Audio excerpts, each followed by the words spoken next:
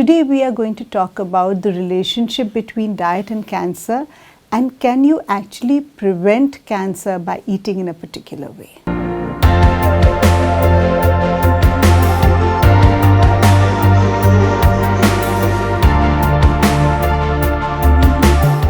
One of the things that we can talk about today is cancer, what cancer is and how what we choose to eat has an impact on our risk to develop a certain type of cancer. To put it simply, cancer is actually misbehaving cells that multiply at a very fast rate. So when you look at cancers which are essentially benign cancers or solid cancers, for example breast cancer or colorectal cancer, these cancers and many more like cervical, ovarian, the cancers happen because abnormal tissue or cells start multiplying in the body and they do not allow the normal functioning of the body to happen. When this multiplication happens at a very fast rate, that is how the doctor is able to understand what stage of cancer you are in.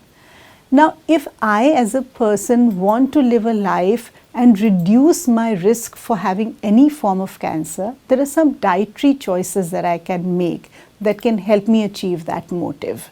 For example, if I am not eating too many times a day, if I am trying to limit myself to eating earlier in the day and finishing my last meal by preferably sundown or just after it, that is one of the easier ways to reduce the risk of cancer.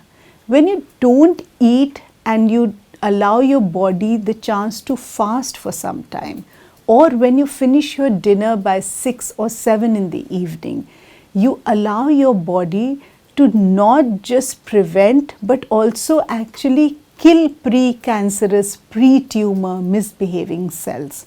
So one of the very effective dietary techniques to prevent or reduce the risk of cancer is to keep choosing to eat for a smaller window of the day and trying to prevent and trying to finish your last meal by sundown or preferably maximum by 7 p.m. That's one of the things. The other things is that you can keep choosing food that does not support the tumor but supports your own system that can fight the cancer. For example, the more nuts and seeds and vegetables and fruits and berries and lentils and beans and whole millets you choose, the more you're giving your body an armory to fight the tumor. But if you don't choose the nuts and seeds and fruits and vegetables and mostly eat things like white flour or white rice or simple sugar, then you're not giving your body a chance to prevent or fight cancer. So dietary choices of eating the most nourishing, nutritionally dense food is an easy way to help your body reduce the risk of cancer.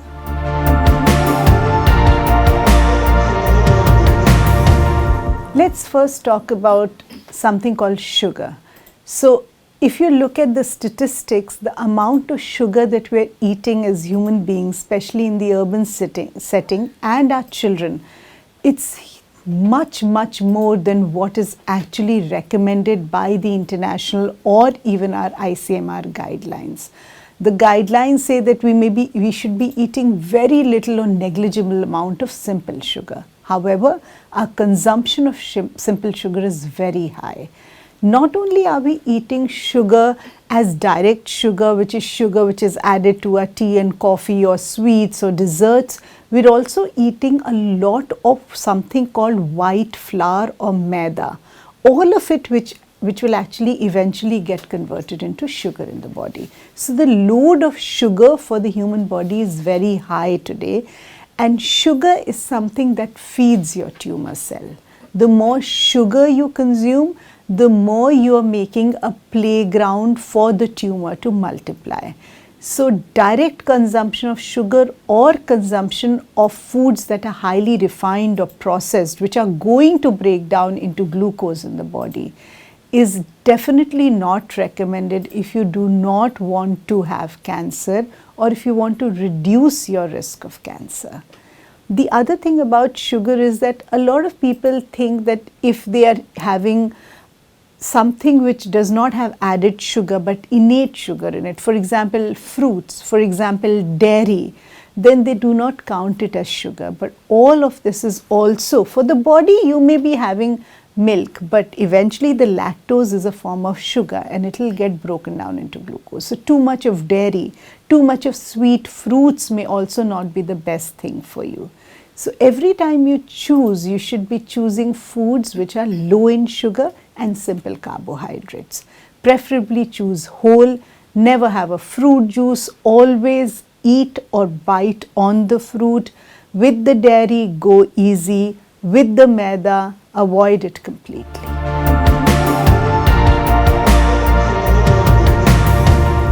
There's been a lot of research on what type of nutritional intake reduces your risk for cancer or reduces your chance to get a cancer.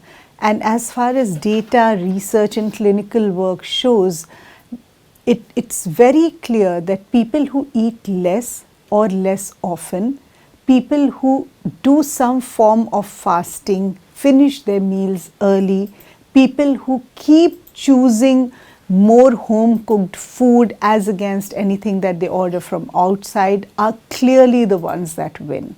So we're talking about eating early, keeping a fasting interval on a daily basis, not getting up and immediately eating, keeping long gaps between your food and eating less often. We're also talking about always choosing home food and carrying your food to work if possible, so that you're not dependent on eating from outside. The other thing that has been proven about cancer is that the more food you eat which is made in either a fast food joint or in a restaurant or even in a fine dining place, the higher your risk for cancer, because when that food is made, there are certain things that are added to it, especially fast food, which are artificial colors, artificial preservatives, stabilizers, again a plethora of chemical substances. All these substances can also be carcinogenic, which means that they can promote cancer in the body. Also, when food has artificial color added to it to give it that beautiful orange, yellow, green, red color, it is also carcinogenic in nature. The other type of food that can also make your risk for cancer higher is food which is laden with pesticides and insecticides. So the fresh produce that you get home, it's important to clean it, ensure that the produce is, if possible, organic, if possible coming from a place where it is freshly grown and directly coming to your house and is not something that has been stored for a very long time. So food laden, although you will be choosing vegetables and fruits, but if they're laden with pesticides and insecticides, they can be harmful for you. So you have to keep choosing cleaner, preferably organic food, and whatever food you get home, you clean it well, you cook it well, and then you consume it.